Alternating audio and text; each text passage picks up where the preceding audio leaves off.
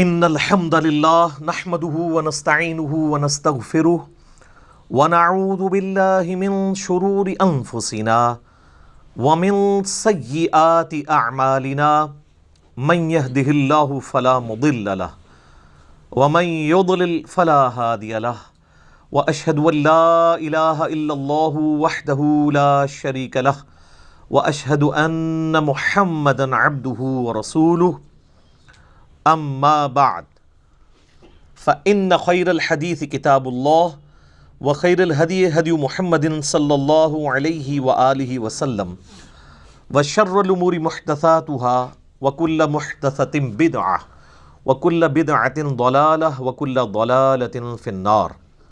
اعوذ بالله السميع العليم من الشيطان الرجيم من همزه ونفخه ونفثه. بسم الله الرحمن الرحيم.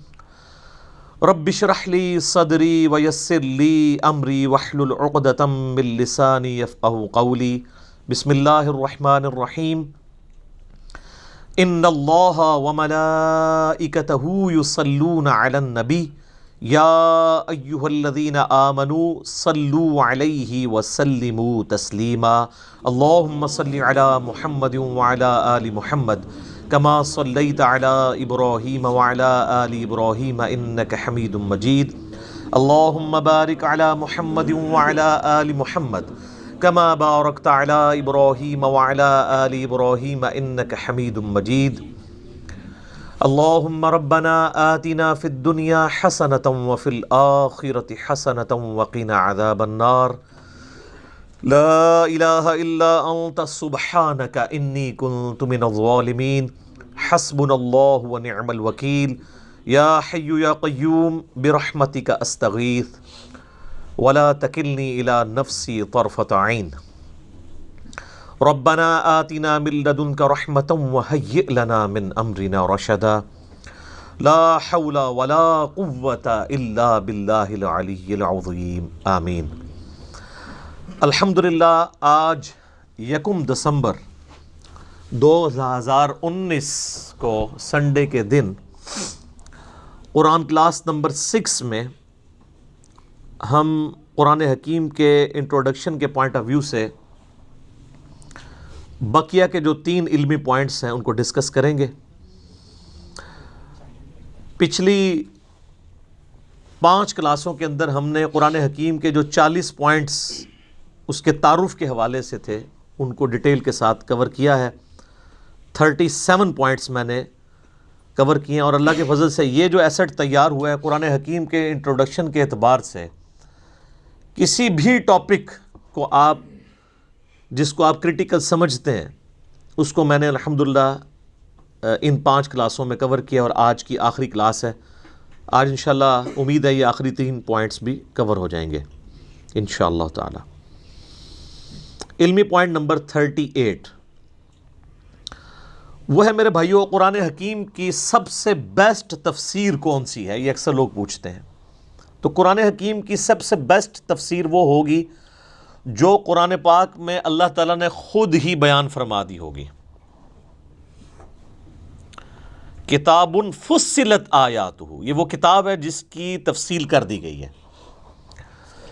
اور اس کے بعد اللہ کے محبوب صلی اللہ علیہ وآلہ وسلم کی جو صحیح الاسناد احادیث ہم تک پہنچی ہیں ان کی روشنی میں اس کی بیسٹ تفسیر ہوگی. چونکہ آپ صلی اللہ علیہ وآلہ وسلم کو اللہ تعالیٰ نے ہمارا معلم بنا کر بھیجا ہے. تو اللہ تعالیٰ نے جہاں قرآن نازل فرمایا اس قرآن میں جو ضروری چیزیں اس کے ساتھ جڑی ہوئی تھیں نبی صلی اللہ علیہ وآلہ وسلم کے ذریعے امت تک پہنچا دی. لہٰذا اس پہ کوئی دوسری رائے نہیں ہے کہ دین اسلام کے بنیادی 2 سورسز ہیں، کتاب اللہ اور سنت. اجماع امت جو ہے وہ کتاب و سنت میں ہی داخل ہے کیونکہ اجماع کو حجت ماننا کتاب و سنت کو حجت ماننا ہے. اللہ تعالیٰ نے سورہ القیامہ کے اندر ارشاد فرمایا پارہ نمبر 29 میں آیت نمبر ہے 17. اعوذ باللہ من الشیطان الرجیم. ان علینا جمعہ وقرآنہ، بے شک ہمارے یہ ذمے ہے قرآن کو جمع کرنا اور اس کا پڑھانا. فَإِذَا قَرَأْنَاهُ فَاتَّبِعْ قُرْآنَهُ، تو جب قرآن پاک پڑھا جا رہا ہو تو آپ اس کی اتباع کیا کریں. ثُمَّ إِنَّ عَلَيْنَا بَيَانَهُ، اس کے بعد اس کا بیان یعنی اس کی جو تفسیر ہے وہ بھی ہمارے ذمہ ہے. اس آیت کے کانٹیکسٹ میں صحیح بخاری میں ایک حدیث ہے کہ نبی علیہ السلام پہ جب وحی کا نزول ہوتا تھا تو آپ کہ چونکہ سینہ مبارک پہ یہ نازل ہوتی تھی، روح مبارک پہ، تو آپ علیہ السلام اپنی زبان کو تیزی سے حرکت دیتے تھے تاکہ جو کچھ پڑھا جا رہا ہے جبرائیل علیہ السلام کی طرف سے وہ مجھے کریم ہو جائے، زبانی یاد ہو جائے. تو پھر اللہ تعالیٰ نے نبی علیہ السلام کی تسلی فرمائی کہ آپ اپنی زبان کو تیزی سے حرکت نہ دیا کریں، یہ ہمارے ذمے ہے آپ کے سینے میں قرآن کو جمع کرنا اور اس کے بعد اس کا بیان، اس کی تفسیر وہ بھی ہمارے ذمے ہے جو سنت کی فارم میں ہم تک پہنچی ہے. اب اکثر لوگ یہ سوال پوچھتے ہیں کہ جی قرآن حکیم کی کون سی تفسیر پڑھی جائے، اور اس حوالے سے یہ بات بھی پبلکلی آتی ہے کہ جی تفسیر بالرائے کرنا حرام ہے. اس کے حوالے سے میں پہلے بھی ڈسکشن کر چکا ہوں. جہاں تک احکامات کا تعلق ہے تو ظاہر ہے کہ وہ قرآن حکیم اور صحیح الاسناد احادیث کی روشنی میں ان کو سمجھا جائے گا. لیکن جہاں تک قرآن حکیم کے سائنٹیفک فیکٹس ہیں تو وہ جیسے جیسے سائنس آگے جا رہی ہے اور ہڈن ٹروتھس جو اس یونیورس کے ہیں وہ انسان پہ ایکسپوز ہو رہے ہیں، تو اس کی بنیاد پہ ان چیزوں کو سمجھنا ضروری ہوگا. اس کے حوالے سے میں نے پچھلی دفعہ ڈسکشن کی تھی کہ ہمارے پرانے بزرگوں سے قرآن حکیم کا ترجمہ اور تفسیر کرتے ہوئے کئی فاش غلطیاں صرف اسی لیے ہوئیں کہ اس وقت سائنس کا اتنا علم نہیں تھا.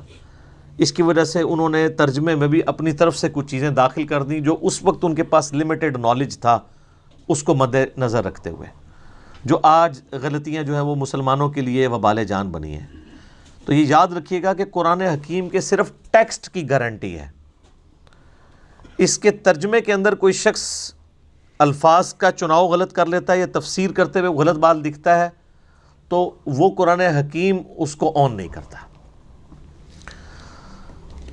تو سائنٹیفک فیکٹس کے حوالے سے تو میں پچھلی دفعہ ڈسکس کر چکا. رہا احکامات کا تعلق، تو اس کے حوالے سے جو قرآن حکیم کی تفسیر ہے،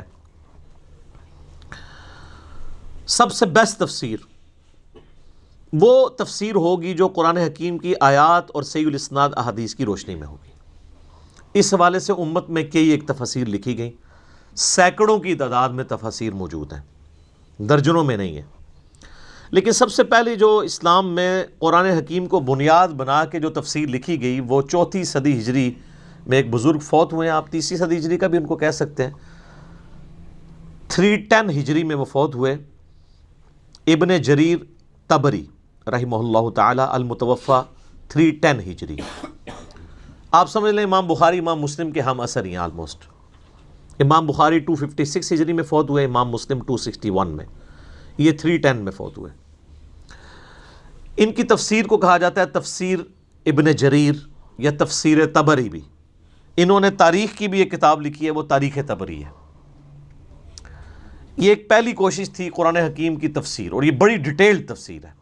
ابھی تک اس کا اردو ترجمہ نہیں آیا. تاریخ ابن جریر یعنی تاریخ طبری کا اردو ترجمہ آ گیا ہے، لیکن تفسیر ابن جریر کا ابھی تک نہیں آیا. البتہ اس کی اگر آپ نے تلخیص دیکھنی ہو تو 8ویں صدی ہجری میں ایک بہت بڑے محدث گزرے ہیں، حافظ عماد الدین ابن کثیر رحمہ اللہ تعالی، المتوفی 774 ہجری، 774 ہجری میں فوت ہوئے. انہوں نے تفسیر لکھی، اسے تفسیر ابن کثیر کہا جاتا ہے. وہ مارکیٹ میں 6 جلدوں میں اویلیبل ہے اردو ترجمے کے ساتھ. اب تو اس کا اگلا ورژن بھی آ چکا ہے، تحکیم اور تخریج کے ساتھ بھی آ گئی ہے. قرآن حکیم کی سب سے بیسٹ تفسیر بالروایا، احادیث کی روشنی میں، روایات کی روشنی میں پوری دنیا میں جو مانی جاتی ہے وہ تفسیر ابن کثیر ہے. اگرچہ اس میں بھی کئی ایک دیو مالائی قصے کہانیاں بھی انہوں نے لکھ دی ہیں، ان کو اگر چھوڑ دیا جائے اور جو کچھ جعلی روایتیں بھی لکھ دیں ان کو بھی چھوڑ دیا جائے اور صرف صحیح الاسناد احادیث کو دیکھا جائے تو اس سے بیسٹ کوئی تفسیر نہیں ہے. اب مارکیٹ میں چونکہ یہ تخریج اور تحکیم کے ساتھ شیخ البانی رحمہ اللہ تعالیٰ اور شیخ زبیر علی زئی رحمہ اللہ تعالیٰ کی تحکیم کے ساتھ اویلیبل ہے، تو آپ کو صحیح اور ضعیف کا فرق پتہ چل جائے گا۔ مکتبہ اسلامیہ نے، جن کی یہ مشکات چھپی ہوئی ہے، 6 جلدوں میں انہوں نے شیخ زبیر صاحب کی تحکیم کے ساتھ تفسیر ابن کثیر چھاپی ہوئی ہے، PDF بھی آپ کو گوگل میں مل جائے گا۔ کمال کا کام ہے وہ۔ اس میں شیخ صاحب نے صحیح ضعیف کا فرق اور جو من گھڑت قصے کہانیاں تھیں ان کو، یعنی وہ لکھی تو ہوئی ہیں لیکن ان کے نیچے فٹ نوٹ پہ لکھ دیا کہ ان کی کوئی اصل نہیں ہے۔ اور وہی چیزیں ہیں جو لوگ پھر غلط عقیدوں کی بنیاد بنا کے پیش کرتے ہیں۔ جی وہ تفسیر ابن کثیر میں بھی لکھا ہوا ہے۔ تفسیر ابن کثیر میں لکھا ہونے کا یہ مطلب نہیں کہ قرآن و حدیث میں لکھا ہوا ہے۔ ایک عالم ہے، اس نے کوئی ایک واقعہ لکھ دیا، اس میں تو بڑے عشق مشوقی والے بھی واقعات لکھے ہوئے ہیں، ان کی کوئی اصل نہیں ہے۔ ہاں، حافظ ابن کثیر جو آیت لے کے آئے، جو حدیث لے کے آئے، اس کو آپ فالو کریں گے۔ باقی انہوں نے جو واقعات لکھ دیے کچھ، ان کی کوئی حقیقت نہیں ہے، نہ اس کو بنیاد بنا کے کوئی عقیدہ رکھا جا سکتا ہے۔ عقیدے کا سورس کتاب و سنت ہے۔ تفسیر ابن کثیر چونکہ ڈیٹیلڈ ہے، اس لیے یعنی لوگوں کے لیے پڑھنے میں بھی تردد ہوتا ہے۔ اسی کو مزید تلخیص کے ساتھ ایک جلد کے اندر اہل حدیث مکتبہ فکر کی جانب سے بڑا اچھا کام ہوا ہے۔ احسن البیان ایک قرآن کی تفسیر ہے، حافظ صلاح الدین یوسف صاحب کی، آلموسٹ ان کی 90 سال کے قریب عمر ہے۔ دارالاسلام والوں کا اکثر وہی کام کر رہے ہوتے ہیں۔ سعودی عرب سے بھی حاجیوں کو جو مفت تفسیر دی جاتی ہے وہ وہی ہے۔ پاکستان میں بھی آپ کو احسن البیان کے نام سے دارالاسلام والوں سے مل جائے گی۔ اس کا ایک بڑے یعنی سائز میں بھی ورژن آ چکا ہے۔ اس میں ریڈ اور بلیک کلر، 2 کلرز انہوں نے یوز کیے ہیں۔ ریفرنسز ریڈ کلر میں ہیں اور رائٹنگ بلیک کلر میں، فونٹ بھی موٹا ہے۔ اور سب سے بڑی خوبی یہ ہے کہ تفسیر جو ہے وہ نچلے والے ہاف پورشن میں ہوئی ہے۔ پہلے تو آپ کو پتہ تفسیریں سائیڈ حاشیے پہ چھپتی تھیں، تو وہ حاشیہ ڈھونڈتے ہوئے آدھا ادھر ہوتا تھا، آدھا ادھر ہوتا تھا، تو انہوں نے آدھا حصہ جو ہے وہ عربی اور ترجمے کے لیے رکھا ہے، اور نیچے والا ہاف حصہ جو ہے اس کی تفسیر کے لیے۔ حاجیوں کو یہ مفت دیا جاتا ہے۔ وہ حاجیوں والا جو ورژن ہے وہ چھوٹے سائز میں، اس کی ہینڈ رائٹنگ بھی چھوٹی ہے، پڑھی جا سکتی ہے، لیکن یہ جو ابھی اٹلی سے پرنٹ کروایا ہے دارالاسلام والوں نے، وہ بڑے سائز میں ہے اور اس کی قیمت بھی آلموسٹ 1200 روپے ہوگی اس وقت، لیکن بڑے اچھے کاغذ کے اوپر ہے۔ باقی تو دارالاسلام والے آلموسٹ ڈبل ٹرپل قیمت ہی کتابوں کی لگا رہے ہوتے ہیں، لیکن قرآن کے ساتھ شکر انہوں نے یہ ظلم نہیں کیا، قرآن کی قیمت انہوں نے بڑی اچھی رکھی ہوئی ہے۔ تو وہ آپ دارالاسلام والا قرآن احسن البیان لیں، اگرچہ اس میں بھی کئی ایک خامیاں ہیں، اور وہ خامیاں اس وجہ سے ہیں کہ صلاح الدین یوسف صاحب کا ایک اپنا خاص مزاج ہے، وہ انہوں نے اپنا مزاج بھی اس میں کچھ داخل کیا ہے۔ میں نے وقتاً فوقتاً اس کو ہائی لائٹ کیا ہے، اس کو ضرورت نہیں ہے، بٹ اوورال اس وقت جتنی تفسیر اویلیبل ہیں ان میں ایک آپ کو مختصر تفسیر کے طور پہ وہ ایک اچھی تفسیر مل جائے گی ایک جلد کے اندر۔ لیکن ان تمام تفسیر میں آپ کو ایک کمزوری نظر آئے گی، اور وہ یہ ہے کہ یہ آج کے دور کے انسان کے ساتھ کئی معاملات میں مس فٹ ہے۔ ظاہر حافظ ابن کثیر نے جو تفسیر لکھی، اس کو لکھے ہوئے بھی آلموسٹ 650 سال ہو چکے ہیں۔ اب 650 سال میں دنیا چینج ہو چکی ہے، عقائد کے اختلافات نئے آ چکے ہیں۔ حافظ صاحب کے زمانے میں تو علم غیب، حاضر و ناظر، یہ والے ایشوز تو نہیں تھے۔ اب زیادہ تر ایشوز جو ہیں وہ ان عقیدوں کے حوالے سے ہیں، تو اس لیے یہ چیزیں آپ کو وہاں پہ خالی نظر آئیں گی۔ اس میں حافظ صاحب کا کوئی قصور نہیں ہے، ظاہر اس زمانے میں ایشو ہوتے تو وہ یقیناً اس کو ایڈریس کرتے۔ لیکن ایک چیز جو میں سمجھتا ہوں ان تفسیر میں کمزوری ہیں، وہ یہ ہے کہ قرآن حکیم جگہ جگہ تورات، زبور، انجیل کے حوالے پیش کرتا ہے۔ ایتونی بکتاب من قبل ھذا او اثارۃ من علم ان کنتم صادقین، لاؤ میرے پاس جو تمہارے پاس الہامی کتابیں موجود ہیں۔ اس طریقے سے سورہ آل عمران میں آتا ہے کہ تورات لے کے آؤ، اس میں پڑھ کے دیکھو کہ جو تم عقیدے اڈاپٹ کیے ہوئے ہو، اونٹ کے گوشت کے حوالے سے کانٹیکسٹ میں خصوصاً بات ہو رہی تھی سورہ نساء کے اندر، سورہ آل عمران کے اندر، پارہ نمبر 4 کے سٹارٹ میں۔ اسی طریقے سے جگہ جگہ جو یہودیوں کے فاسد نظریات کا ذکر آتا ہے، ان کی کتابوں کی تحریف کا ذکر آتا ہے، اور کچھ چیزیں قرآن اپنے حق میں استعمال کرتا ہے ان کتابوں کی، تو ظاہر وہ کتابیں تو دنیا میں موجود ہیں، تورات اور انجیل دنیا میں موجود ہے، اگرچہ تحریف شدہ ہے، وہ تو قرآن کے نزول کے وقت بھی تحریف شدہ تھی، اس کے باوجود اللہ تعالیٰ ان کتابوں کی طرف ریفر کرتا تھا کہ اس میں یہ چیزیں موجود ہیں۔ آج بھی جو اسٹیبلش تورات، انجیل اور صحائف جو ہیں وہ بنی اسرائیل کے پیغمبروں کے، وہ انجیل مقدس کے نام سے Anarkali society, Bible society Anarkali Lahore والوں نے پرنٹ کی ہے، اس میں وہ ساری چیزیں موجود ہیں۔ جب قرآن ان چیزوں کے حوالے پیش کرتا ہے تو ہمارے مفسرین کا یہ کام تھا کہ اس وقت وہ محنت کر کے ان حوالوں کو تلاش کرتے ہیں، لیکن معذرت کے ساتھ یہ کام حافظ ابن کثیر نے نہیں کیا، اور یہ اتنی بڑی کمزوری ہے کہ جس کی وجہ سے ایک آج کا پڑھا لکھا نوجوان جب ان چیزوں کو پڑھتا ہے تو وہ کنفیوز ہوتا ہے کہ بھی جب قرآن اس کی بات کرتا ہے تو پھر لائن تورات میں وہ آیات کہاں موجود ہیں، رجم کی سزا کے حوالے سے ہوں یا باقی چیزیں ہوں۔ یہ کام امت میں ایک بندے نے کیا ہے، اور اس نے وہ کام کر کے ان ساری تفسیروں کو پیچھے چھوڑ دیا ہے۔ میرے خیال میں اسلامک ہسٹری میں علا وجہ بصیرت، میں چونکہ اکثر تفسیر پڑھ چکا ہوں، قرآن پاک کی سب سے بیسٹ تفسیر اگر کسی بندے نے کی ہے نا تو وہ مولانا مودودی رحمہ اللہ تعالی ہے۔ تفہیم القرآن، تفہیم القرآن کا صرف آپ مقدمہ ہی پڑھ لینا تو آپ کو اس کے اندر جو بجلی بھری ہوئی ہے وہ سمجھ آ جائے گی۔ ڈاکٹر اسرار صاحب کی زندگی کیوں بدلی ہے؟ تفہیم القرآن کی وجہ سے۔ پوری دنیا میں اس وقت قرآن کے اوپر جتنی آوازیں اٹھی ہیں نا، سب کو اگر آپ ڈیپ ڈگ کریں گے نا تو پیچھے مودودی صاحب نکلیں گے۔ ڈاکٹر فرحت ہاشمی، ون وومن آرمی، ان کے والد صاحب سرگودا میں جماعت اسلامی کے امیر تھے۔ ڈاکٹر فرحت ہاشمی بھی مولانا مودودی کا فیض ہیں۔ ڈاکٹر اسرار صاحب تو ان کے ڈائریکٹ شاگرد ہیں۔ ڈاکٹر اسرار صاحب نے بیان القرآن میں سورہ یوسف کی ریکارڈنگ کے دوران یہ بات خود سنائی، ویڈیو میں ریکارڈڈ ہے۔ وہ کہتے ہیں کہ جب پارٹیشن ہوئی تو پنجاب میں، جو مشرقی پنجاب ہے جو اس وقت انڈیا میں، محصور ایک علاقہ تھا، اس علاقے کا نام بھی محصور تھا، اور کہتے ہیں اس میں ہم محصور بھی ہو گئے، اور میں میٹرک کا اسٹوڈنٹ تھا۔ تو کہتے ہیں ہم مورچے بنا کے مسلمانوں کی حفاظت کے لیے بیٹھے ہوتے تھے، پورا دن کرنے کو کام نہیں ہوتا تھا۔ تو ان دنوں مولانا مودودی رحمہ اللہ کی جو تفسیر ہے تفہیم القرآن، یہ ان کا جو رسالہ نکلتا تھا ترجمان القرآن، اسی کے نام پہ انہوں نے پبلیکیشن بھی بنائی ہوئی ہے ترجمان القرآن کے نام سے۔ تو اس میں مودودی صاحب کی تفسیر چھپ رہی تھی۔ تو ان دنوں سورہ یوسف کے اوپر مودودی صاحب لکھ رہے تھے۔ تو کہتے ہیں میرا بڑا بھائی جو ہے وہ جماعت اسلامی میں تھا، میں میٹرک میں تھا، میں نے عربی رکھی ہوئی تھی، عربی مجھے بھی آتی تھی، فارسی بھی تھوڑی بہت آتی تھی۔ تو میں نے ترجمان القرآن سے سورہ یوسف کی مودودی صاحب کی تفسیر جب پڑھنی شروع کی تو میرا دل قرآن کی طرف مائل ہوا۔ تو پھر میں نے ارادہ کیا کہ میں نے قرآن کا علم حاصل کرنا ہے۔ ویسے کنگ ایڈورڈ سے وہ میڈیکل ڈاکٹر بھی بن کے فارغ ہوئے، لیکن پیرلل میں انہوں نے مودودی صاحب سے اور امین احسن اصلاحی صاحب سے قرآن کی تعلیم بھی حاصل کی۔ تو وہ کہتے ہیں سورہ یوسف کی تفسیر نے میری زندگی بدل دی۔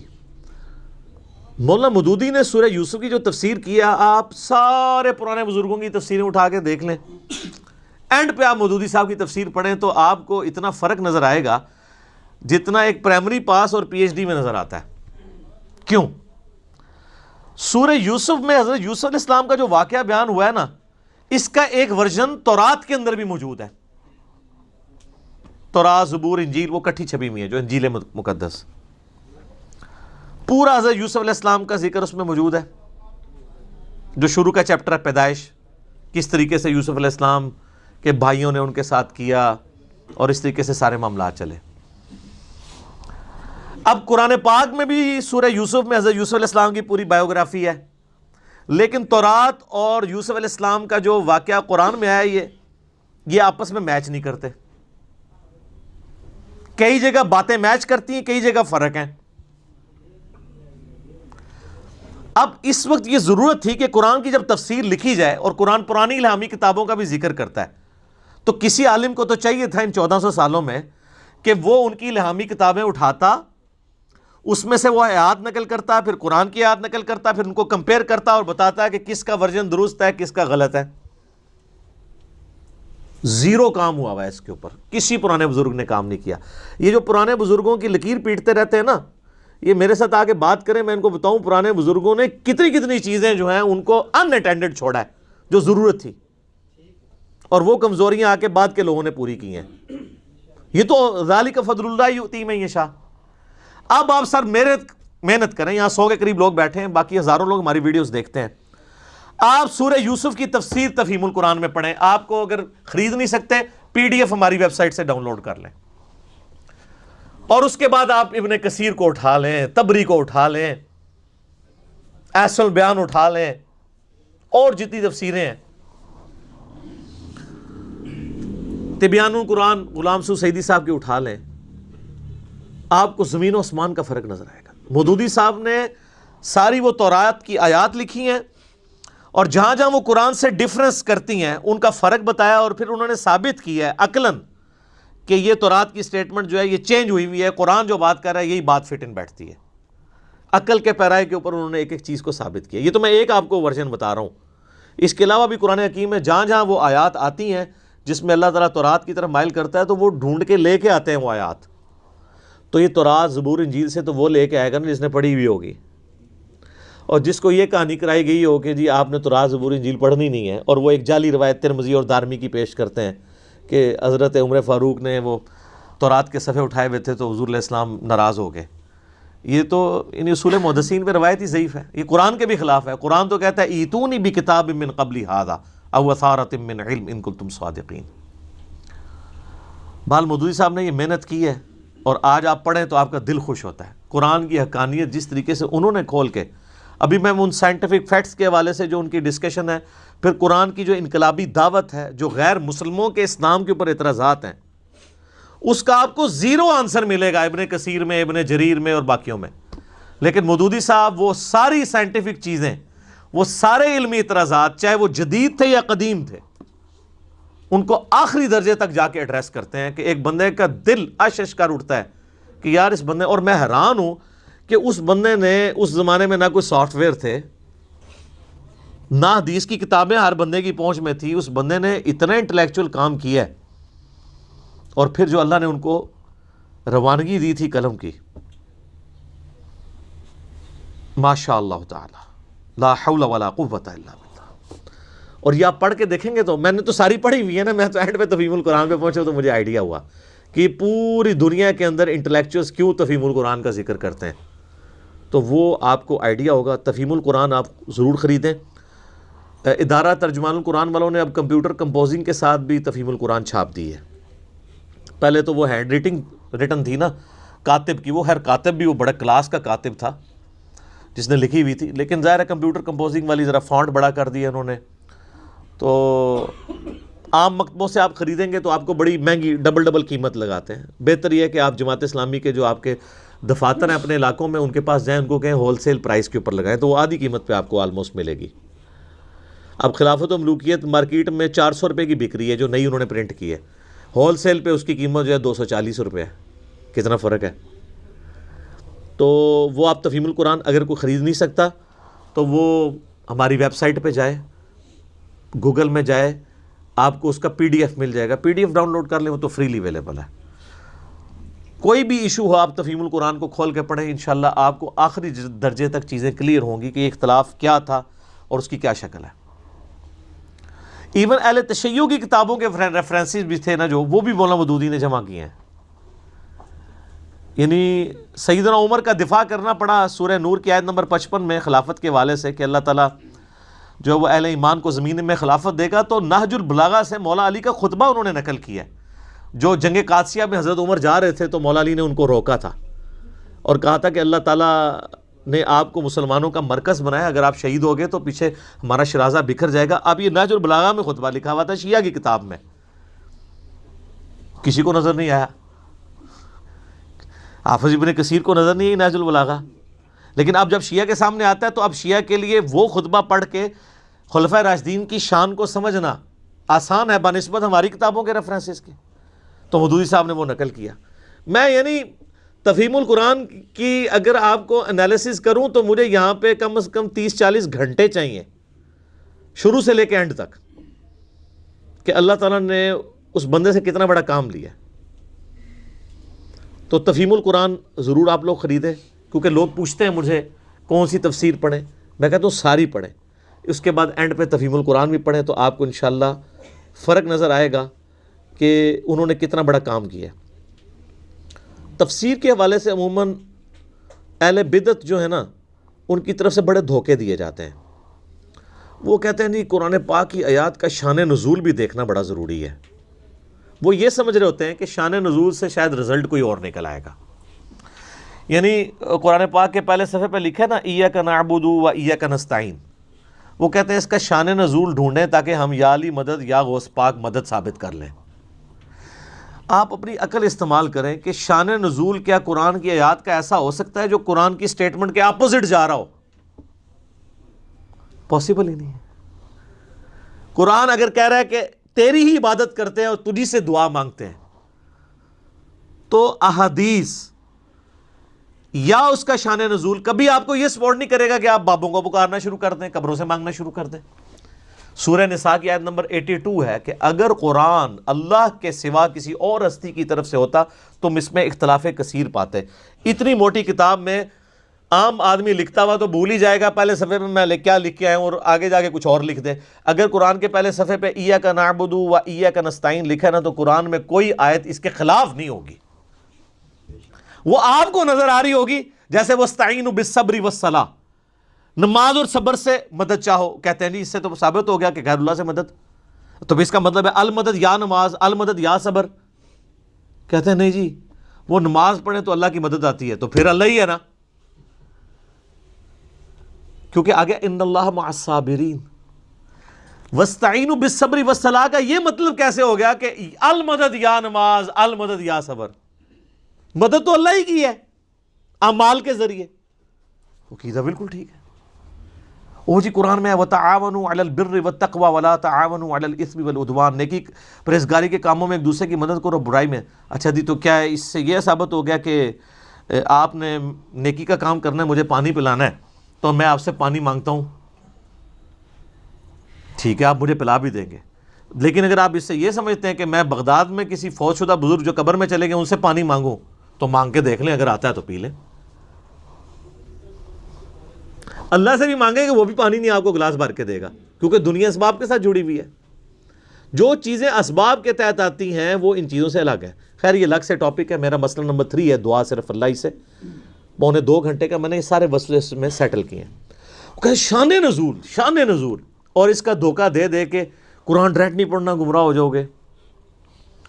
یہ بات یاد رکھیں، قرآن حکیم اپنے عقائد اور نظریات میں کسی شان نزول کا، کسی حدیث کا بھی محتاج نہیں ہے۔ قرآن پاک میں جو آیات آئی ہیں وہ منوان اسی طریقے سے عقیدے کے طور پہ قبول کی جائیں گی۔ احادیث سے مزید سمجھنے میں ضرور آسانی ہوگی، لیکن یہ نہیں ہوگا کہ احادیث کے بغیر وہ چیزیں سمجھنا ناممکن ہو جائیں گی۔ ہاں جہاں پہ ڈفرنس آئے گا وہاں ہم احادیث کی طرف جاتے ہیں صرف اس لیے کہ سمجھنے میں فرق ہے۔ جیسا کہ سورہ بقرہ میں جب تک کالا اور سفید ڈورا الگ نہ ہو جائے، فجر کے وقت کے پوائنٹ آف ویو سے فجر کے لفظ موجود ہیں، تم نے سحری بند نہیں کرنی۔ بخاری میں آتا ہے عدی ابن حاتم نے وہ سفید اور کالا دھاگا رکھ لیا ہوا تھا، اور وہ دیکھتے رہتے تھے جب تک ان دونوں کے کلر علیحدہ نہیں ہوتے سحری کرتے تھے۔ حالانکہ من الفجر موجود تھا، فجر کے ساتھ آسمان کے ڈوروں کا ذکر ہے، لیکن حدیث نے بریف کر دیا وہ نہ بھی ہو حدیث تب بھی ہم فجر سے آسمان کا ڈورا ہی مراد لیں گے۔ جب کوئی فرق لگ جائے علیحدہ بات ہے۔ شان نزول کا محتاج نہیں ہے قرآن۔ قرآن کی آیات آفاقی ہیں، جسے فٹ اسے گفٹ۔ اس پہ میں نے مسئلہ 154 ڈیٹیل ریکارڈ کروا دیا ہے جو دھوکہ دیتے ہیں۔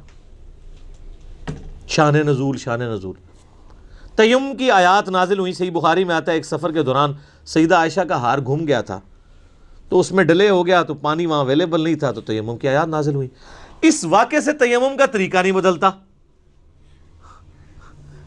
ایک واقعہ انٹرسٹ کے طور پہ ہو سکتا ہے، اینڈ رزلٹ یہ ہے کہ تیمم مٹی سے ہی کرنا ہے اور چہرے اور ہاتھوں کا مسح کرنا ہے۔ شان نزول سے فرق کیا پڑا؟ ایک ہسٹوریکل ریکارڈ ہی ایڈ ہوا نا۔ اس کو میں دنیاوی مثال سے بتاتا ہوں۔ کیا آپ کے لیے اس کا شان نزول جاننا ضروری ہے کہ ٹریفک سگنل جب ریڈ ہوتا ہے اس پہ ہم کیوں کھڑے ہوتے ہیں اور گرین پہ کیوں چلتے ہیں؟ اور اس کا شان نزول جاننے سے کیا ریڈ اور گرین اپوزٹ ہو جائیں گے؟ کسی کے دماغ میں اس وقت یہ بات آئی ہوگی کہ ریڈ کلر خون کا ہے، خون خطرے کی علامت ہے، تو ہم ریڈ کلر سے مراد یہ لیتے ہیں کہ آپ نے کھڑے ہو جانا ہے۔ اور گرینری آنکھوں کو بھاتی ہے، نیچر میں بھی اللہ تعالیٰ نے گرینری رکھی ہے، تو گرین کے اوپر ہم چلیں گے۔ آپ اس کی جتنی مرضی توجیحات بیان کریں، اینڈ رزلٹ یہ ہے کہ ریڈ پہ کھڑے ہونا ہے اور گرین پہ چلنا ہے۔ اینڈ رزلٹ میں کوئی فرق پڑا ہے؟ تو اس کی ہسٹری جاننے سے آپ کے انٹرسٹ میں اضافہ ضرور ہوگا، فرق نہیں پڑے گا آپ کو ہسٹری پتا ہو یا نہ ہو، فالو آپ نے گرین اور ریڈ کو کرنا ہے۔ اس طرح قرآن پاک کی آیات کا شان نزول پتا ہو یا نہ ہو، فالو آپ نے آیات کو ہی کرنا ہے۔ لیکن ایک اور چیز ہے، وہ ہے کانٹیکسٹ، سیاق و سباق وہ ضروری ہے، اور وہ قرآن میں ہی موجود ہوتا ہے، اس کے لیے حدیث کی ضرورت نہیں ہوتی. Point to be noted. اگر قرآن کو آپ حدیث کا محتاج کر دیں گے تو پھر قرآن تو ناقص کتاب ہو جائے گی نا. اگر آپ کہیں گے نماز کا طریقہ نہیں ہے قرآن میں، تو قرآن نے کب دعویٰ کیا کہ نماز کے طریقے کے لیے یہ کتاب نازل ہوئی ہے؟ یہ تو احکامات ہیں، اس کا ٹاپک ہی نہیں ہے قرآن میں نماز کا طریقہ. نماز کی فرضیت کا ذکر ہے اور اس کے لیے سنت کی طرف دھکیل دیا گیا. من یطع الرسول فقد اطاع اللہ قل ان کنتم تحبون اللہ فاتبعونی یحببکم اللہ. عقیدے کے اعتبار سے قرآن پاک ایک پرفیکٹ کتاب ہے. اعمال اس کا ٹاپک ہی نہیں ہے، اعمال کی ترغیب صرف ٹاپک ہے. کانٹیکسٹ جو ہوتا ہے نا، وہ قرآن کے اندر سیاق و سباق موجود ہوتا ہے. اس کے بغیر اگر آپ قرآن کو سمجھیں گے تو پھر وہی کام کریں گے جو اس وقت جاہل علماء کر رہے ہیں کہ آیات کو بیچ میں سے نکال کے اپنا لقمہ اس کے منہ کے اندر ڈال دیتے ہیں. مثال کے طور پہ سورہ نساء کی آیت نمبر 64 ہے، جب اپنی جانوں پر ظلم کر لو تو نبی علیہ السلام کے پاس حاضر ہو جاؤ، اور پھر نبی علیہ السلام بھی اللہ کے حضور تمہاری سفارش کرے تو اللہ تعالیٰ معاف کر دے گا. وہ کہتے ہیں دیکھیں جی، ہمیں تو بتا دیا گیا کہ آپ نے گناہوں کی معافی کے لیے نبی علیہ السلام کے پاس جانا ہے، قبر رسول پہ جا کے عرض کرنی ہے، اور پھر وہ اللہ کے حضور کریں گے تو آپ کی. اچھا، اب یہ اس جملے کے اعتبار وہ کہتے ہیں جی قرآن کی، آپ تو خود کہہ رہے ہیں کہ قرآن کی آیات آفاقی ہیں اور یہ شان نزول کی محتاج نہیں، ہمیں آپ نے شان نزول نہیں آپ بتانا. ہم کہتے ہیں ہم نہیں بتائیں گے، لیکن کانٹیکسٹ تو بتائیں گے نا، جو قرآن میں ہی موجود ہے کہ یہ کس موقع کی بات ہو رہی ہے اور یہ بات کب تک کے لیے ویلڈ ہے. وہ شان نزول نہیں ہے، وہ سیاق و سباق ہے، اس کو کہا جاتا ہے کانٹیکسٹ. اور وہ قرآن میں ہی موجود ہے کہ یہودی جو اوپر سے مسلمان ہو گئے تھے، منافقین تھے، جب اپنی مرضی ہوتی تھی تو نبی علیہ السلام سے فیصلہ کرواتے تھے، جب مرضی نہیں ہوتی تھی تو فیصلہ لے کے یہودیوں کے پاس چلے جاتے تھے. تو پھر نبی علیہ السلام کو اللہ تعالیٰ نے قرآن میں فرمایا کہ انہوں نے جو ظلم کیا نا، کہ اپنا فیصلہ آپ سے نہیں کروایا، کلمہ گو ہوتے ہوئے جو اندر سے منافق تھے، قانونی طور پہ تو مسلمان تھے، صحابی بھی تھے قانوناً، اندر سے منافق تھے، اور یہ جا کے طاغوت سے فیصلے کرواتے ہیں نا. ان کو چاہیے کہ یہ اب آپ کے پاس آئیں، آپ سے معافی مانگیں، اللہ سے معافی مانگیں، آپ ان کے لیے سفارش کریں، پھر اللہ ان کو معاف کرے گا جو انہوں نے عہد شکنی کی ہے. اس کا قبر رسول پہ جا کے مانگنے سے کوئی تعلق ہی نہیں تھا. اس کا کانٹیکسٹ قرآن کے اندر ہی موجود ہے. آپ پچھلی آیات پڑھنی شروع کریں، پھر اس سے اگلی آیت بڑی سخت آئی، اے نبی مجھے تیرے رب ہونے کی قسم، اگر تو کسی معاملے میں فیصلہ فرما دے اور یہ اپنے دل میں اس کے بارے میں بھی کوئی حرج پائیں گے نا، ایمان والے نہیں ہو سکتے جب تک سر تسلیم خم نہ کر دیں. وہ کہتے ہیں نہیں وہ آفاقی ہیں. ہم کہتے ہیں چلے for the sake of argument agreed. تو اس میں تو ہے کہ اپنے فیصلے نبی علیہ السلام سے کروانے چاہیے. تو ٹھیک ہے، پھر آپ عدالتیں بند کر دیں، جب کبھی جھگڑا ہو قبر رسول پہ حاضر ہو، اندر سے آواز آ جائے گی. کہتے ہیں نہیں یہ اس طرح تو نہیں ہوگا. تو جو آپ پھر بنائے ہوئے کیتا وہ بھی نہیں ہوگا. یہ علمی پھکی ہے کہ اگر آپ نے اس کو وہ سمجھنا ہے. اور اس سے بڑی یہ کہ ثقیفہ بنی ساعدہ میں جو مسئلہ مس ہینڈل ہوا، جس کی وجہ سے آج تک امت دو ٹکڑے ہوئی ہے، میرا اس کے اوپر کلپ بھی ہے، سیدہ فاطمہ کا قاتل کون. حضرت ابوبکر اور حضرت علی میں اختلاف ہوا، 6 مہینے تک بخاری مسلم میں آتا ہے حضرت علی نے بیعت نہیں کی ہے. یار کسی کے دماغ میں نہیں آیا وَلَوْ أَنَّهُمْ إِذْ ظَلَمُوا أَنفُسَهُمْ جَاءُوكَ، سورہ نساء آیت نمبر 64 کے تحت حضرت ابوبکر اور علی مشورہ کرتے ہیں، آؤ جی قبر رسول سے فیصلہ کرتے ہیں. قرآن میں تو ہے اپنے ہر فیصلے میں نبی کو حاکم مانو. ابھی پوچھ لیتے ہیں آپ کا وصی کون ہے.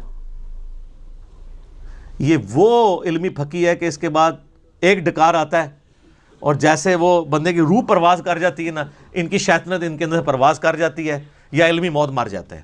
اگر نہیں قبول کریں گے تو مر جائیں گے، ادروائز اپنی اصلاح کر لیں گے. نبی علیہ السلام کے دفنانے کے اوپر اختلاف ہو گیا. کچھ صحابہ نے کہا بیت المقدس لے جاتے ہیں، کچھ نے کہا بقیع غرقد. ترمذی میں آتا ہے سیدنا ابوبکر نے کہا کہ میں نے نبی علیہ السلام سے یہ بات سنی تھی کہ اللہ تعالیٰ نبی کو اس وقت موت دیتا ہے، اس جگہ پہ موت دیتا ہے جو اس کے لیے پسند فرماتا ہے. تو میرا خیال ہے کہ اللہ تعالیٰ نے سب سے بہترین جگہ جو نبی کی موت کے لیے پسند کی ہے نا، وہی سب سے بہتر جگہ ہے کہ وہاں قبر کھودی جائے. تو جس چرپائی پہ آپ فوت ہوئے ہیں نا، اس چرپائی کے ایگزیکٹ نیچے قبر کھودی جائے. وفات النبی پہ میں نے 2 گھنٹے کا لیکچر دیا، مسئلہ 163. تو کسی نے نہیں کہا کہ رسول اللہ صلی اللہ علیہ وسلم نے پوچھ لیتے ہیں آپ کو کہاں دفنا ہے. تو کانٹیکسٹ کیا ہوتا ہے، کیا سے کیا بنا دیتے ہیں. اور یہ 2 نمبری سارے کر رہے ہیں. آپ اہل حدیث کی طرف آ جائیں. جو میں نے جس تفسیر کی تعریف کی ہے سن البیان کی، لیکن میں نے بتایا کہ وہ خاص مینٹلٹی سے لکھتے ہیں. وہ قرآن حکیم میں جو سورہ بقرہ کی آیات آئیں نا کہ ہم نے داؤد علیہ السلام کو جو ہے وہ خلیفہ چنا، اور اس سے پہلے طالوت اور جالوت کی جنگ کا ذکر آتا ہے کہ وقت کے پیغمبر جو سموئیل علیہ السلام تھے، ان سے ان کے امتیوں نے کہا کہ آپ ہمارے لیے ایک بادشاہ مقرر کر دیں جس کے نیچے ہم جمع ہو کے قتال کریں کافروں کے ساتھ. تو اس میں آتا ہے کہ وہ بادشاہ مقرر کیا اللہ تعالیٰ نے وحی کے ذریعے طالوت کو. اس میں ملک کے الفاظ ہیں. صلاح الدین یوسف صاحب چونکہ آپ پتہ ہے سعودیہ کے ساتھ تعلق تھا، انہوں نے اس میں سے ملوکیت ثابت کر دی، اور انہوں نے کہا لوگ ملوکیت کو بڑا برا کہتے ہیں، دیکھیں اللہ تعالیٰ نے بھی ملک بنایا ہے. اور سر اللہ تعالیٰ نے ملک بنایا تھا طالوت کو، شاہ فہد کو اللہ تعالیٰ نے ملک نہیں بنایا، اور نہ یزید کو اللہ تعالیٰ نے ملک بنایا ہے. وہ ان کی ملوکیت کو ثابت کرنے کے لیے کہنا شروع کر دیے کہ وہ دیکھیں ملک کا لفظ موجود ہے، لہذا بادشاہت بھی بڑی اچھی چیز ہوتی ہے. تو پھر میں نے اس کے اوپر رد کیا تھا. 6830 نمبر حدیث ہے سیدنا عمر کی صحیح بخاری میں کہ جو تلوار کے زور کے اوپر خلیفہ چنا جائے اس کی خلافت اسٹیبلش ہی نہیں ہوگی. کس طریقے سے دھونس اور زبردستی کے ساتھ یزید اس امت پہ مسلط ہوا، اس کی خلافت تو اسٹیبلش ہی نہیں ہوئی. وہ خلافت تو ہے ہی نہیں، ملوکیت ہے. تو صلاح الدین یوسف صاحب نے ملوکیت کا ثبوت قرآن سے دے دیا، جس طریقے سے صوفیاء نے غیر اللہ سے استمداد کا ثبوت سورہ نساء سے دے دیا. لیکن ہم یہ دو نمبری نہیں کرتے. کیوں؟ کیونکہ نہ میں وابی نہ میں بابی، میں ہوں مسلم علمی کتابی. بات علمی کتابی ہوگی. وہ جی تراویاں کنیاں ہوندی ہیں نا، وی تراوی، وی آ گیا تو تراوی وی ہوگی. تراوی دیکھو نا جی، تراوی. علم کی دنیا میرے بھائی، علم کی دنیا میں جذبات کی کوئی حیثیت نہیں ہوتی. جو جدھر ڈنڈی مارے گا نا وہ پکڑا جائے گا اس نے کہاں ڈنڈی ماری ہے. عجیب و غریب قسم کے رزلٹ نکالنے شروع کر دیتے ہیں. جو میں نے بتایا وَاسْتَعِينُوا بِالصَّبْرِ وَالصَّلَاةِ سے المدد یا نماز نکال لیا. یہاں پہ جن دنوں میں ہم ڈسکشن کیا کرتے تھے آج سے 10-12 سال پہلے، ایک شیعہ ذاکر آ گئے اور استمداد پہ بات شروع ہوئی. وہ کہہ رہے کہ اللہ سے بھی مانگ سکتے ہیں. میں نے کہا یار کہاں مانگ سکتے ہیں، ایک آیت بتاؤ وَاسْتَعِينُوا بِالصَّبْرِ وَالصَّلَاةِ. میں نے کہا اس کا مطلب المدد یا نماز، المدد یا صبر. کہتے نہیں. تو میں نے کہا پھر؟ کہتا نہیں اللہ کی مدد. وہ جو آیات پیش کرے میں نے پمفلٹ میں سارے وصف لکھے ہوئے ہیں، مختصر کرتے کرتے کرتے اینڈ رزلٹ یہ نکلا اس نے ہاتھ اٹھا دیے. کہتا نہیں میں بڑے مفتی کو فون کروں گا اپنے آیت اللہ کو. میں نے کہا ملا اسپیکر آن کیا. اب آیت اللہ بھی وہی دلائل دے رہا ہے جو وہ مجھے دے بیٹھا تھا. تو اس نے اپنے آیت اللہ کا مذاق اڑانا اور کہتا سر جی یہ کوئی دلیل ہے وَاسْتَعِينُوا بِالصَّبْرِ وَالصَّلَاةِ کو اور کڈو. وہ اور نکالے، اس کا جواب بھی میں نے دیا تھا، وہ دینا شروع کیا. کرتے کرتے اس کو کلیئر ہو گیا یہ کہانی ہے ساری. اَمَّن يُجِيبُ الْمُضْطَرَّ إِذَا دَعَاهُ وَيَكْشِفُ السُّوءَ وَيَجْعَلُكُمْ خُلَفَاءَ الْأَرْضِ أَإِلَٰهٌ مَّعَ اللَّهِ. سورہ نمل آیت نمبر 62. بھلا بتاؤ تو کون ہے جو اضطراب میں گرے ہوئے شخص کی فریاد کو سنتا ہے اور اس سے تکلیف دور کر دیتا ہے اور تمہیں اگلوں کا زمین پہ خلیفہ کرتا ہے؟ کیا اللہ کے ساتھ اور الہ بھی ہے جس کی یہ کوالٹیز ہوں؟ قلیلا ما تذکرون. بڑے کم لوگ ہی نصیحت حاصل کرتے ہیں. اس آیت میں اللہ نے کہا ہے کہ اللہ کے سوا جس کو بھی تم مدد کے لیے پکارتے ہو گویا اسے خدا مانے ہوئے ہو. یہ تو جھگڑا ہی نہیں ہے کہ مولا علی کو اختیار ہے یا نہیں ہے. مولا علی کو اختیار بھی ہو، فرشتوں کو اختیار بھی ہو، انبیاء اور جنوں کو اختیار بھی اللہ نے دیا ہو، پھر بھی پکاریں گے کسے؟ اللہ کو. بارش کون برساتا ہے؟ ڈیوٹی کس کی ہے؟ تو بارش کس سے مانگیں گے؟ اللہ سے. ڈیوٹی والا تو مسئلہ ہی نہیں ہے. تو کس طرح دھوکے دیے میں. تو اس طرح کے دھوکوں سے نپٹنے کے لیے آپ کو ایک دفعہ جھوم کے کہنا پڑے گا کہ نہ میں وابی نہ میں بابی، میں ہوں مسلم علمی کتابی. آپ تفہیم القرآن ضرور پڑھیں جی، اس میں انشاءاللہ تعالیٰ آپ کو کئی ایک چیزیں اس حوالے سے مزید کلیئر ہو جائیں گی. چونکہ یہ شان نزول اور کانٹیکسٹ کا دھوکہ دیا جاتا ہے، لہٰذا یہ میری علمی ذمہ داری تھی کہ میں آپ کو اس کے اوپر ڈیٹیل گفتگو کرتا. آپ اندازہ کریں کہ اب آلموسٹ 40 منٹ میرے اس ایک پوائنٹ پہ لگ گئے ہیں. چونکہ رٹی رٹائی تو باتیں نہیں میں نے کرنی ہوتی، نہ وہ کرنی ہوتی ہے جو بزرگوں نے کتابوں میں لکھی ہوئی ہیں. میں تو اس معاشرے کا رہنے والا ہوں اور یہاں کی گمراہی آبزرو کرتا ہوں. پوائنٹ صرف میں نے نوٹ کیا ہوتا ہے کہ اس میں نے بات کرنی، باقی اللہ جو کروا دے. علمی پوائنٹ نمبر 39 وہ ہے میرے بھائیوں قرآن حکیم کے مسلمانوں پہ حقوق کون سے ہیں. ایک مسلمان پہ قرآن کے کون کون سے حق ہیں جو اس نے پورے کرنے ہیں بینگ اے مسلم. اس پہ بھی 1 گھنٹہ چاہیے، لیکن بڑی اچھی فارم میں یہ کام آلریڈی ایک بندے نے کر دیا ہے، ڈاکٹر اسرار صاحب رحمہ اللہ تعالی. ان کا ایک چھوٹا سا کتابچہ ہے جو لاکھوں کی تعداد میں پرنٹ ہو چکا ہے اور دنیا کی کئی زبانوں میں ٹرانسلیٹ ہو چکا ہے. قرآن حکیم کے مسلمانوں پہ 5 حقوق. آپ ہماری ویب سائٹ سے بھی ڈاؤن لوڈ کر سکتے ہیں، انگلش میں بھی ہے، آپ کو عربی میں، فارسی میں، اردو میں مل جائے گا. چھوٹا سا کتابچہ ہے، آپ کے اندر بجلی بھر دے گا اور آپ کو پہلی دفعہ پڑھ کے یہ اندازہ ہوگا یار میں کہاں کا مسلمان ہوں، میں نے تو قرآن کا کوئی بھی حق پورا نہیں کیا. بل وہ 5 حق میں بتا دیتا ہوں. اب میں ایک حق میں 1 گھنٹہ بول سکتا ہوں، لیکن نہیں بولوں گا، وہ آلریڈی کام ہوا ہوا ہے. باقی میرے 6 لیکچرز میں جتنا رونا رو چکا ہوں وہ سب کچھ اسی کے گردی تھا. نمبر 1 قرآن پر ایمان لانا. ماشاءاللہ وہ تو سارے لائے ہوئے ہیں. خالی ایمان یعنی قرآن کو ماننا، اصل مسئلہ ہے قرآن کی ماننا. نمبر 2 اس کی تلاوت کرنا. نمبر 3 قرآن کو سمجھنا.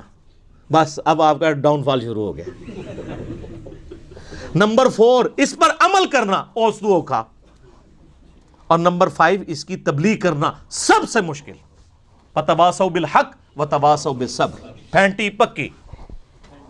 تو ماشاءاللہ پہلے 2 تو اکثر دنیا کے مسلمان پورے کر ہی رہے ہوں گے کسی نہ کسی فارم میں، ایمان اور تلاوت. اگر کوئی لادہ بھی نہیں تلاوت کرتا، وہ کہتا ہے قرآن نماز میں تو میں تلاوت کر ہی رہا ہوں نا سورہ فاتحہ کی، تو یہ 2 حق تو میں ڈیٹم لیول پہ پورے کر رہا ہوں. لیکن قرآن کو سمجھنا، قرآن کہا جاتا ہے کہ دنیا میں سب سے پڑھی جانے والی کتاب قرآن ہے، لیکن اس کا تلخ پہلو یہ ہے کہ دنیا میں سب سے زیادہ بغیر سمجھ کے پڑھی جانے والی کتاب بھی قرآن ہی ہے.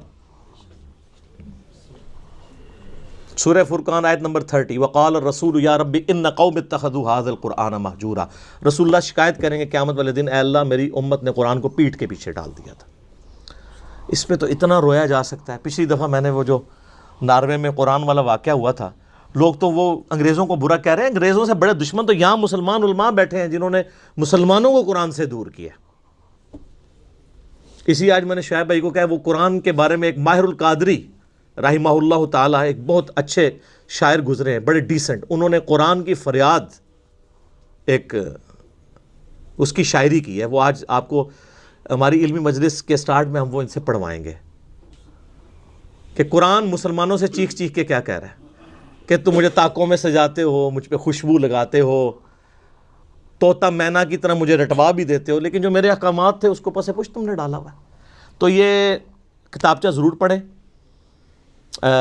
قرآن حکیم کے مسلمانوں پہ 5 حقوق ڈاکٹر اسرار صاحب رحمہ اللہ تعالیٰ کا. تو اس علمی پوائنٹ کو میں ادھر ہی چھوڑتا ہوں تاکہ میں اس کو آج مکمل کر لوں. آخری علمی پوائنٹ نمبر ہے 40 نمبر. وہ ہے میرے بھائیوں ہمارے محبوب امام کائنات سید الاولین والآخرین شفیع المذنبین رحمۃ للعالمین سیدنا و مولانا امام اعظم محمد رسول اللہ صلی اللہ علیہ وآلہ وسلم کا آلۂ دعوت یہ قرآن ہے، انسٹرومنٹ آف دعوت. وَأُوحِيَ إِلَيَّ هَذَا الْقُرْآنُ لِأُنذِرَكُمْ بِهِ وَمَنْ بَلَغَ. سورہ الانعام آیت نمبر 19. اے نبی فرما دو قرآن مجھے اس لیے وحی کیا گیا تاکہ اس کے ذریعے میں تمہیں ڈر سناؤں اور جس تک بھی یہ کتاب پہنچ جائے اس کتاب کے ذریعے ڈر سنانا ہے. فضائل اعمال کے ذریعے نہیں، فضائل سنت کے ذریعے نہیں، بلکہ اس کتاب کے ذریعے. اعلی دعوت قرآن. نبی علیہ السلام کا واحد معجزہ جس پہ دعوی نبوت ہے وہ قرآن. اس پہ میں گھنٹوں پچھلی کلاسوں میں بول چکا ہوں. نبی صلی اللہ علیہ وآلہ وسلم کے ہر خطبے کا آغاز صحیح مسلم میں آتا ہے اما بعد فإن خیر الحدیث کتاب اللہ. کتاب اللہ کی تعریف کے ساتھ. نبی علیہ السلام نے حجۃ الوداع کے موقع پر یہ جو حدیث تھی صحیح مسلم کی 2005 نمبر فإن خیر الحدیث کتاب اللہ، حجۃ الوداع کی حدیث صحیح مسلم میں 2950 ہے. جابر بن عبداللہ کہتے ہیں اور اس کو روایت کیا امام باقر نے.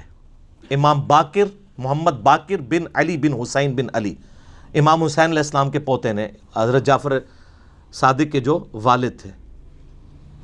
جابر بن عبداللہ سے صحیح مسلم 2950، بڑی لمبی حدیث ہے. نبی علیہ السلام کے حج کے چیپٹر کی مشکات میں بھی آپ کو حج والے چیپٹر میں پہلی حدیث ملے گی.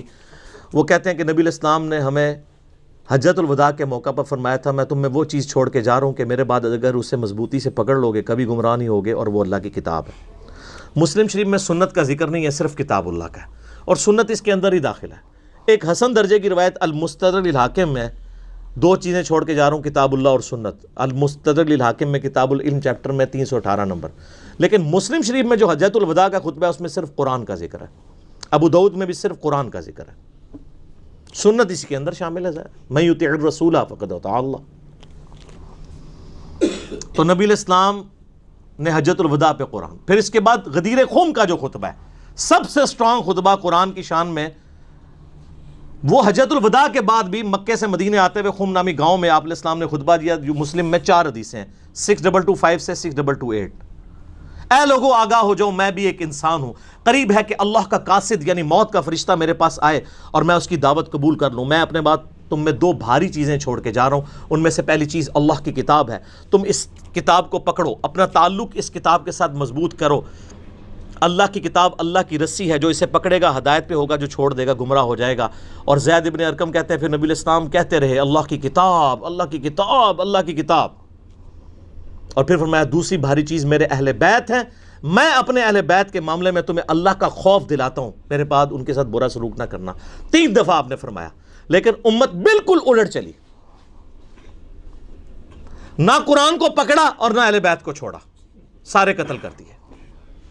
اچھا یہ ماہر القادری کا ہی شعر ہے، ان کے ہاتھوں سے لٹی باغ رسالت کی بہار، جو نمازوں میں پڑھتے صدا پڑھتے رہے صلی اللہ۔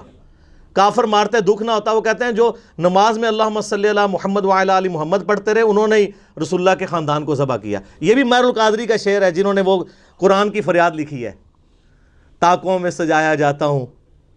بڑا کلاس کا شاعر تھا یہ ماہر القادری۔ تو یہاں پہ غدیر خم پہ بھی قرآن، اور پھر وسیع بھی قرآن، بخاری اور مسلم دونوں میں ہے۔ بخاری میں نبی الاسلام کی وفات والے چیپٹر میں عبداللہ ابن ابی اوفا سے کسی نے پوچھا کہ کیا نبی الاسلام نے اپنا وصی کسی کو بنایا تھا؟ انہوں نے کہا نہیں۔ تو انہوں نے کہا پھر ایک عام آدمی کے لیے کیوں لازم ہے کہ وہ مرتے وقت وصیت کرے؟ انہوں نے کہا اس لیے کہ نبی الاسلام نے ہمیں قرآن پہ چلتے رہنے کی وصیت کی تھی، وصی رسول بھی قرآن۔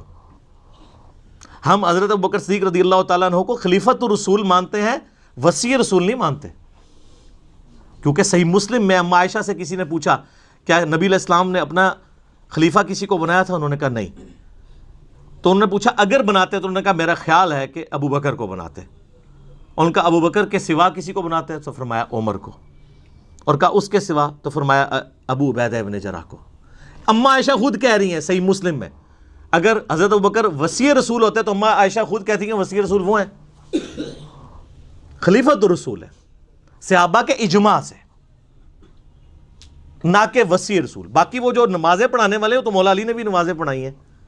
بخاری میں حدیث ہے ابو بکر کے علاوہ سارے دروازے بند کر دو، ترمذی میں حدیث ہے کہ علی کے سوا سارے دروازے بند کر دو۔ اشارے دونوں طرف ملتے ہیں، غدیر خم پہ مولا علی کی طرف اشارہ ملتا ہے اور باقی جگہوں پہ حضرت ابو بکر کی طرف، تو وہ صحابہ کے اجماع نے چنا۔ یہ علیحدہ سے ایک ٹاپک ہے، مسئلہ 55B 3 گھنٹے کا اس پہ ریکارڈڈ ہے۔ وصی رسول کون؟ قرآن۔ تو قرآن کے گرد ہی ساری چیز گھومتی ہے۔ اس حوالے سے میں نے ایک ریسرچ پیپر لکھا ہے، امام الانبیاء کی دعوت قرآن، اور میرا مسئلہ نمبر 1 2 گھنٹے کا وہ ریسرچ پیپر میں نے سارا پڑھایا ہے۔ توفیق ہو تو وہ ضرور دیکھیں۔ اور پچھلے دنوں جو یہ ناروے والا واقعہ ہوا ہے اس پہ میں نے کئی ایک احادیث بیان کی تھی قرآن کی عظمت کے حوالے سے، اور اس آیت کو حرز جاں بنا لیں، سورۃ الفرقان آیت نمبر 30، وقال الرسول یا ربی ان قوم اتخذوا ھذا القرآن مہجورا۔ قیامت والے دن نبی علیہ السلام شکایت کریں گے کہ میری قوم نے، میری امت نے قرآن کو پیٹھ کے پیچھے ڈال دیا تھا۔ صحیح مسلم میں حدیث ہے 534 نمبر، والقرآن حجت لک او علیک، قیامت والے دن قرآن یا تیرے حق میں دلیل بنے گا یا تیرے خلاف دلیل بن جائے گا۔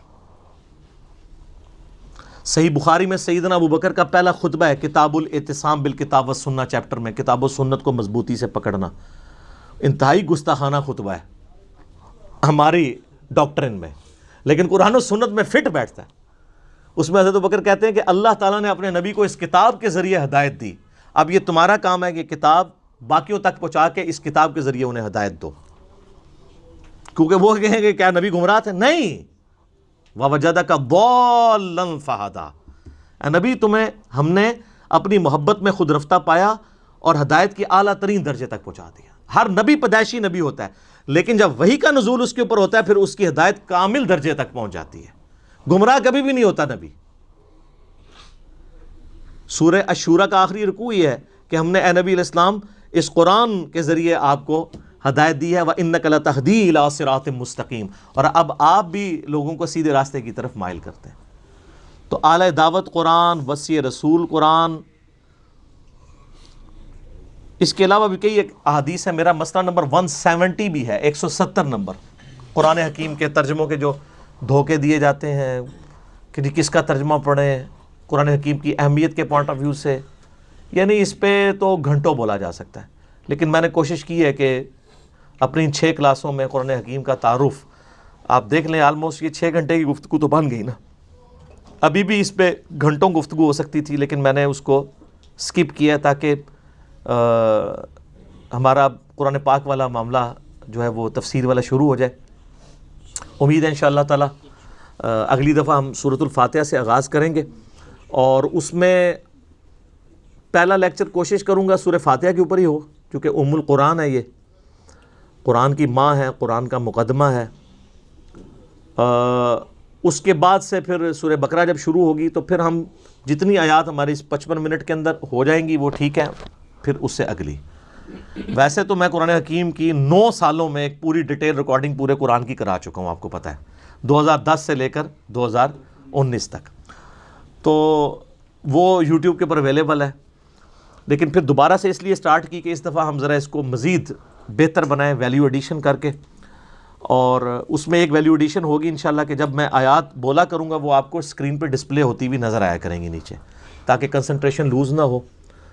تو انشاءاللہ تعالیٰ اگلی دفعہ ہم سورۃ الفاتحہ سے اللہ کا نام لے کے شروع کریں گے، اور اللہ تعالیٰ سے ہم یعنی امید کرتے ہیں کہ اللہ تعالیٰ اتنا موقع دے کہ ان چیزوں کو ہم ایک دفعہ مکمل کر لیں انشاءاللہ تعالیٰ۔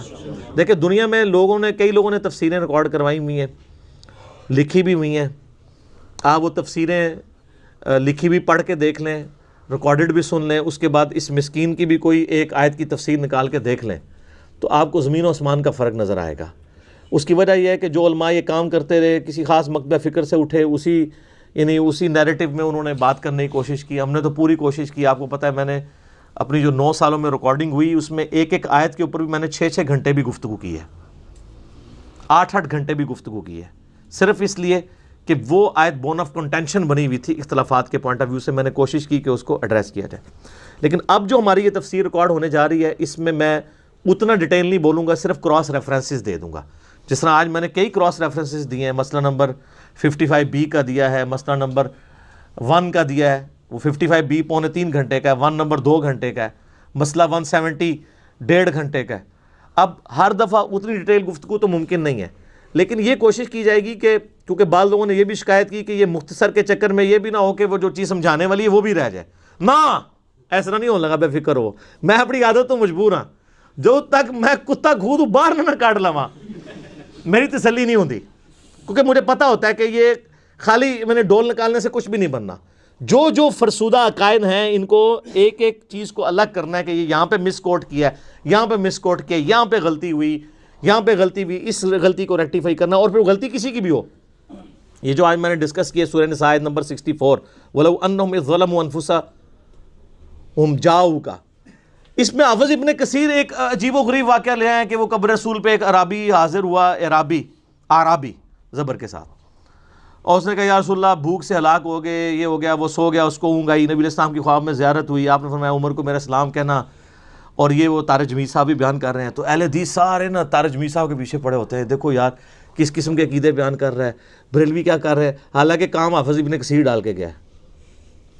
تو وہ حافظ ابن کثیر سے نکال کے دکھاتے ہیں، یہ دیکھیں جی حافظ صاحب نے کام ڈالا ہے، تو ہمارے پاس تو نہیں لا سکتے، ہمیں تو حافظ صاحب کی دونس تو بہت چھوٹی، حافظ صاحب تو بیچارے 8ویں صدی ہجری میں آیا ہے، ہم تو پہلی صدی میں بھی کسی کی دونس ماننے کے لیے تیار نہیں ہیں کتاب و سنت کے خلاف۔ کیوں؟ کیونکہ نام ہے وابی، نام ہے بابی، میں ہوں مسلم علمی کتابی۔ یہ کہنا آسان ہے علمی کتابی، لیکن یہ اطیع اللہ و اطیع الرسول، اس پہ چلنا بہت مشکل ہے، کیونکہ وہ آگے وَأُولِي الْأَمْرِ مِنْكُمْ کے ساتھ پھر تنازع بھی آ جاتا ہے، وہ جب تنازع آتا ہے تو فَرُدُّوهُ إِلَى اللَّهِ وَالرَّسُولِ کی طرف آنا مشکل ہوتا ہے، کیونکہ تلوار لٹکی ہوئی ہوتی ہے نا۔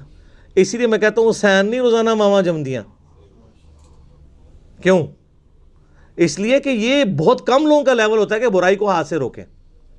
لوگوں کو تو گیم سمجھ ہی نہیں آئی نا ہوا کیا ہے، وہ تو ہم نے پھر کھولا ہے نا کہ معاملہ ہوا کیا ہے، لوگ کس طرح مسلط کا شکار ہو جاتے ہیں، اور کوئی بندہ اپنی جان دینے کے لیے تیار نہیں ہوتا۔ آپ اس دور میں دیکھ لیں، پچھلے ڈکٹیٹر نے لال مسجد میں مسلمانوں کا قتل عام کیا، ان کے اپنے فرقے کے لوگ بھی ان کے ساتھ کھڑے نہیں ہوئے، جس کی وجہ سے 15 سال ہمیں خودکش حملے بھگتنے پڑے پاکستان میں، اسی کا ریونج تھا نا۔ تو میں ڈر رہا تھا کہ یہ جو بھی دھرنا چل رہا ہے فضول مان والا، یہ دوسرا لال مسجد نہ بن جائے، ورنہ اگلے 15 سال پھر پار ہو جانے تھے۔ تو وہ جب یہ معاملہ ہو رہا تھا اس وقت کوئی مولوی کھڑا ہوا؟ کوئی بھی نہیں۔ تو آپ اس زمانے میں بات کریں گے؟ آج تو پھر بھی فریڈم آف ایکسپریشن ہے، میڈیا پہ بات ہو سکتی ہے، عدالتیں ہیں، لیکن جہاں پہ صرف بادشاہ ہو، جو بولے اس کی گردن کاٹ دی جائے، اس زمانے میں بولنا بڑا مشکل ہے۔ ٹھیک ہے، یہ آج تو بڑا مبارک دور ہے، فریڈم آف ایکسپریشن ہے۔ بادشاہوں کے زمانے میں فریڈم آف ایکسپریشن نہیں ہوتا تھا۔ میں نے کتنے بخاری اور مسلم سے واقعات بیان کیے ہیں کہ لوگ ڈرتے ہوئے باتیں ہی نہیں کیا کرتے تھے، جو کرتا تھا وہ ٹانگا جاتا تھا۔ تو انشاءاللہ ہم کوشش کریں گے کہ ہم اس سچائی کی دعوت کو پوری ایمانداری کے ساتھ پبلک تک پہنچانے کی کوشش کریں، لیکن مدد اللہ ہی سے ہے۔ نستعین باللہ ونتوکل علیہ وحسبنا اللہ ونعم الوکیل ولا حول ولا قوة الا باللہ العلی العظیم۔ صلوا علی الحبیب اللہم صلی علی محمد وعلی آل محمد کما صلیت علی ابراہیم وعلی آل ابراہیم انک حمید مجید۔ اللہم بارک علی محمد وعلی آل محمد کما بارکت علی ابراہیم وعلی آل ابراہیم انک حمید مجید۔ اللہ تعالیٰ سے دعا ہے جو حق بات میں نے کہی اللہ تعالیٰ ہمارے دلوں میں راسخ فرمائے، اگر جذبات میں غلطی سے میرے منہ سے کوئی غلط بات نکل گئی اللہ تعالیٰ ہمیں معاف کر دے، ہمارے دلوں سے بھی محو کر دے، بھلا دے، ہمیں کتاب و سنت کی تعلیمات پر عمل کر کے دوسرے بھائیوں تک پہنچانے کی توفیق عطا فرمائے۔ سبحانک اللہم وبحمدک اشہد ان لا الہ الا انت استغفرک واتوب الیک وما علینا الا البلاغ المبین۔ جزاکم اللہ خیرا۔